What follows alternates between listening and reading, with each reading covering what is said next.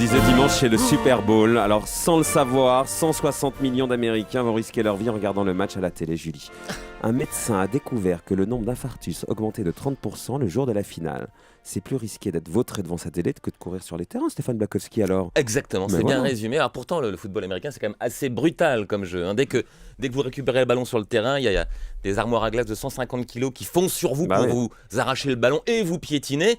Mais bon, il faut quand même aussi dire qu'il y a des casques, des épaules renforcées. Et puis surtout, les joueurs sont hyper entraînés à ça. Alors que le téléspectateur américain lambda, lui, qu'est-ce qu'il fait? Il bouffe des chips trempés dans le guacamole toute l'année. Il boit des litres de coca, ses artères s'encrassent. Donc il n'est pas entraîné. Et à la moindre émotion...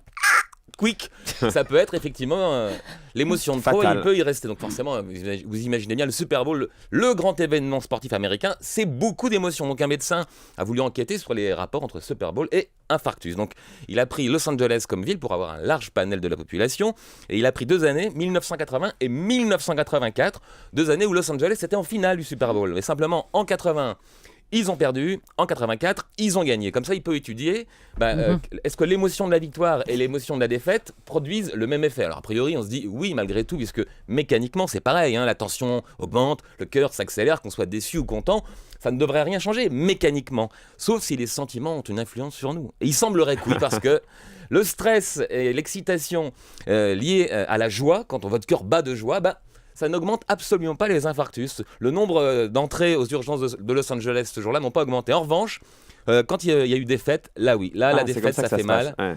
Il y a eu des augmentations. Alors le nombre d'accidents cardiaques a augmenté de 15% pour les femmes et de 30%. 15% pour les hommes, et 30% pour les femmes. C'est ça le paradoxe. Ah bon? C'est que le supporter déçu qui stresse à mort peut se faire un infarctus, mais celui qui est le plus menacé, c'est sa femme. C'est sa femme. La femme du supporter déçu, à l'idée que son mari soit d'humeur massacrante toute la semaine, qu'il engueule elle, ses enfants, ses voisins, ça la stresse tellement que 1/3 d'augmentation d'accidents cardiaque quand l'équipe favori perd, et c'est ce qui peut s'arriver pendant le Super Bowl. Alors cela dit, maintenant que j'ai commencé à lire Clinical Cardiology, le journal américain où j'ai lu ça, je vous signale dans un autre article qu'on peut aussi remédier au risque d'infarctus avec de l'activité physique. Il faut faire 2 fois l'amour par semaine, on diminue de 50% ces risques d'accident cardiaque, et ça tombe bien, demain c'est samedi soir. C'est noté, Julie? Clinical Cardiology, je m'abonne. C'était pas ça qu'on vous demandait de noter, mais Oui, c'est oui, bien. non, Merci non, mais... Stéphane, à tout à l'heure.